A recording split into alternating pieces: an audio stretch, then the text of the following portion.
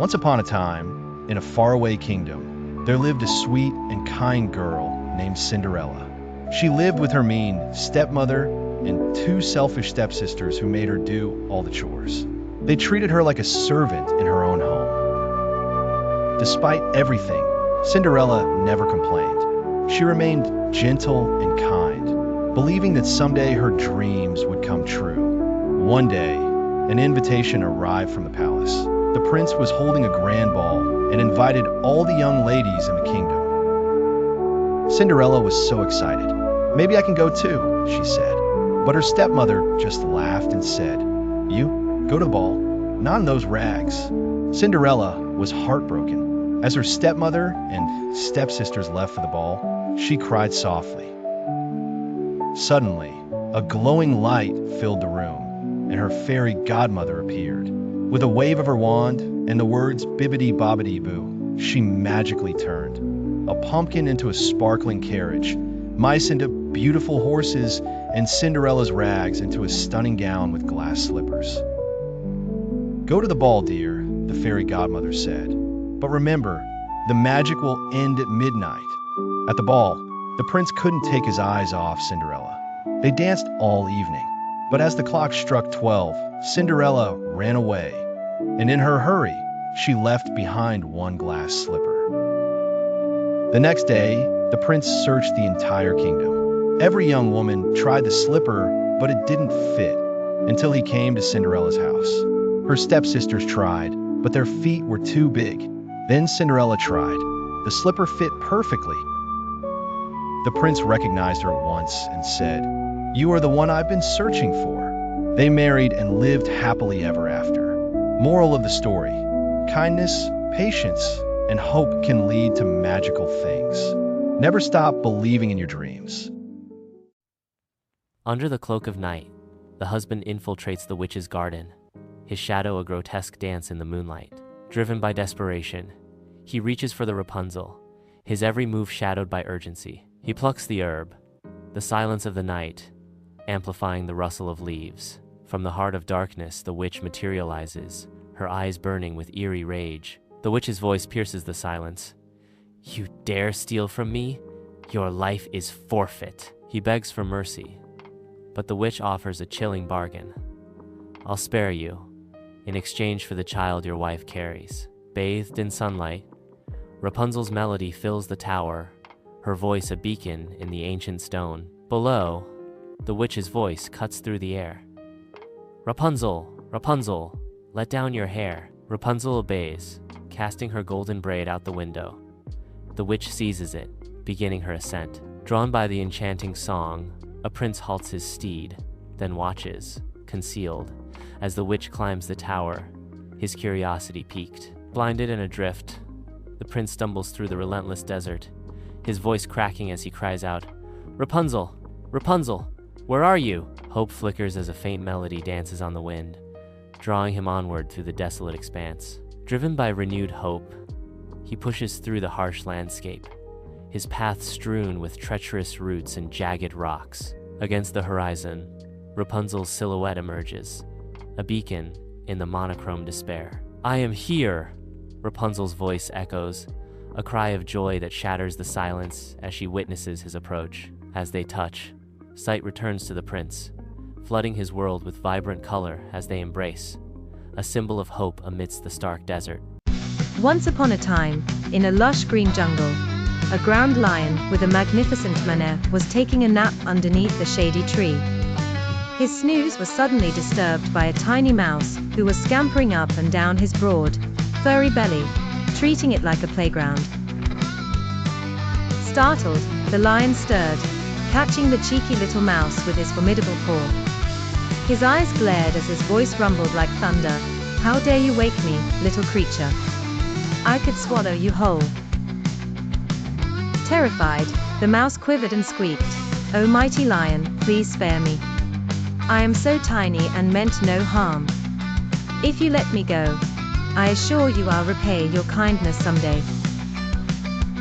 The lion let out a hearty laugh that shook the leaves. "You, a mere mouse, help me? That's an amusing thought. But you've tickled my humor, So off you go, little one.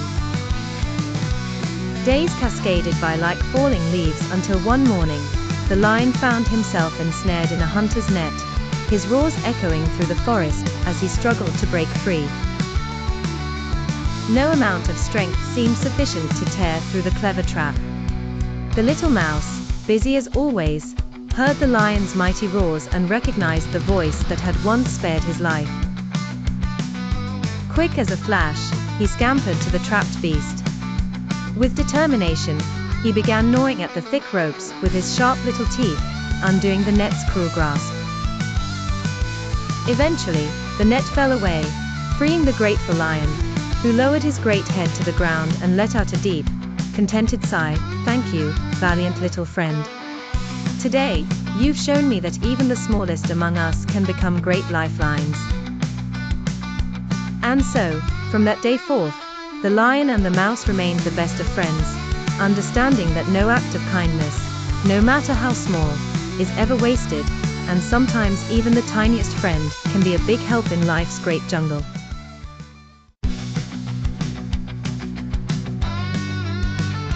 Cherry Blossom Part 1. Tippy Tappy morning. Ellie the bunny woke up eager to awaken the Easter garden. She needed her friend's help to make the magical garden bloom beautifully. Front-facing Baby Chick Part 2. Nibbles learns. Ellie gave Nibbles a bell to help stay focused. Every time it jingled, he knew it was time to help. Sheep Part 3.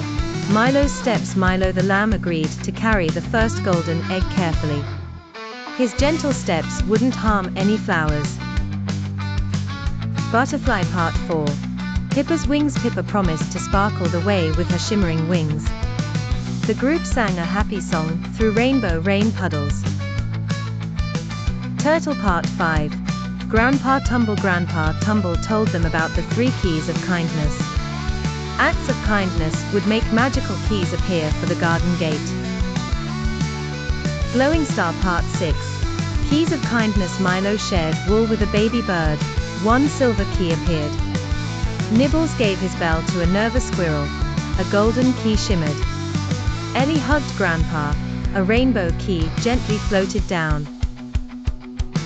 Tulip Part 7. The garden blooms inside the Easter garden. Eggs glittered like magic. They painted eggs, sang songs, and enchanted the garden together. Sleeping Symbol Part 8. Sleepy sunset. The enchanted garden shimmered, and friends curled up tiredly. They slept under a golden sunset, dreaming of Easter morning. Crescent Moon Part 9. Easter morning. Children tiptoed through blossoms, amazed by wonders. Easter began with love, joy, and magic thanks to helping friends. Once upon a time, in the lush heart of a vibrant jungle, there lived a little boy named Mowgli. Mowgli was not an ordinary boy. He had been raised by a loving pack of wolves who found him lost and alone as an infant. Now, Mowgli felt very much a part of the jungle, where every creature was his friend. Among the towering trees and playful shadows, Mowgli's best companions were the wise, old bear Baloo, and Bagheera, the sleek and gentle panther. Baloo, with his deep voice and playful nature, had taught Mowgli the bare necessities of life, which meant living simply and enjoying every moment. Rest your weary head on the soft earth, Mowgli, Baloo would say, and let the river sing you a lullaby as the stars twinkle down from the sky. Bagheera was more watchful and often reminded Mowgli to be cautious. Even in the friendliest jungle, always be aware, warned Bagheera lovingly, because dangers can sometimes hide behind the rustling leaves. Mowgli understood this, but with Baloo and Bagheera by his side, he never felt afraid. On this particular day, Mowgli was curious about a strange new sound coming from the west. It was a low, rhythmic drumming that seemed to echo through the jungle. Intrigued, he followed the sound with Baloo and Bagheera leading the way. As they got closer, they discovered a family of monkeys happily playing with bongo drums they'd found abandoned. The monkeys played joyously, and soon the entire jungle seemed to join in the rhythm. Birds chirped in excitement, and even the trees seemed to sway in time with the beat. Mowgli, Baloo, and Bagheera joined the dance with laughter echoing through the canopy. As the sun began to set, painting the sky with shades of pink and orange, Mowgli felt a deep sense of belonging. He was not just a boy in a jungle. He was part of something bigger, something beautiful and interconnected. Sitting between Baloo and Bagheera as the jungle drummed its lullaby, Mowgli understood what it truly meant to be home. With a final, gentle hug from Baloo and a reassuring nuzzle from Bagheera, Mowgli closed his eyes, feeling safe, loved, and ready to drift into a peaceful sleep under the starlit sky. The jungle, with its gentle sounds and soft whispers, cradled him in its arms, promising good dreams and a bright tomorrow. Once upon a time, in a soft green meadow under a starry sky, there lived a fluffy little lamb named Lulu. Lulu loved two things more than anything: soft blankets and bedtime stories. Every night, she would snuggle into her hay bed and listen to the wind tell tales.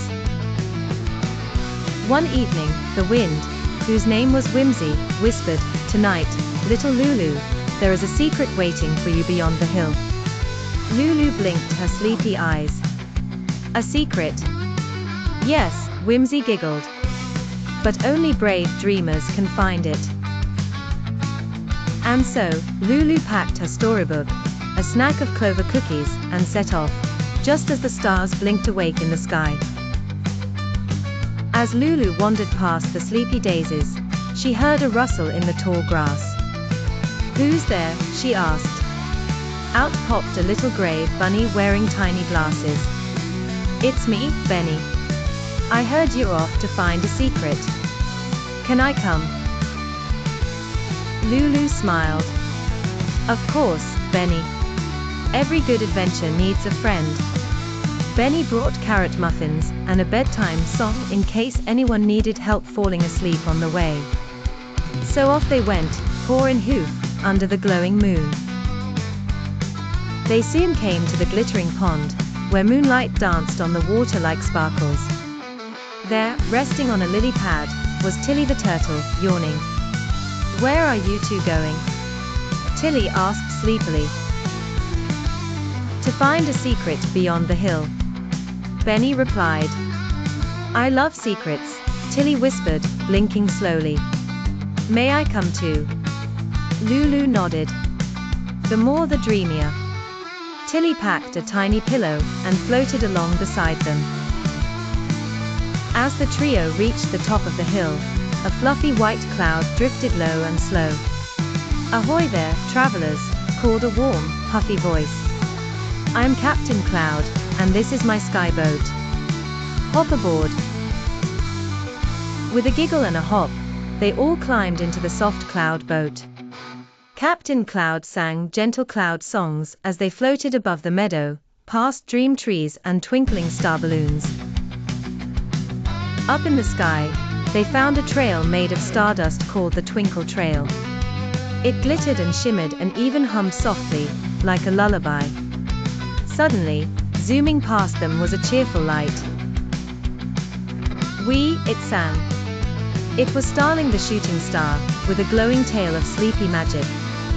"I'll lead you to the secret," Starling said with a wink.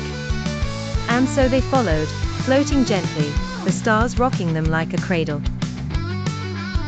Finally, they reached a magical place called the Heart of the Sky. It was soft, glowy, and warm, like the middle of a hug. And there, floating in the center, was a golden storybook with silver pages. Lulu gasped. "It's the secret storybook." Starling nodded. "It only appears to the dreamiest dreamers." Captain Cloud opened it gently, and the book began to read itself aloud, telling cozy stories of other brave animals, kind friends, and gentle winds. One by one, everyone began to yawn. Tilly curled into her shell. Benny snuggled into Lulu's wool. Captain Cloud began drifting downward like a feather. Whimsy the wind returned, blowing gently to guide them home. As the sun peeked over the horizon, Lulu was tucked back into her hay bed, the secret storybook resting on her shelf, glowing softly. In the meadow, all was quiet. Benny dreamed of carrot muffins. Tilly dreamed of lily pad rides. Captain Cloud snoozed above the barn. And Lulu, warm and cozy, whispered, "Thank you, Whimsy. I found the secret."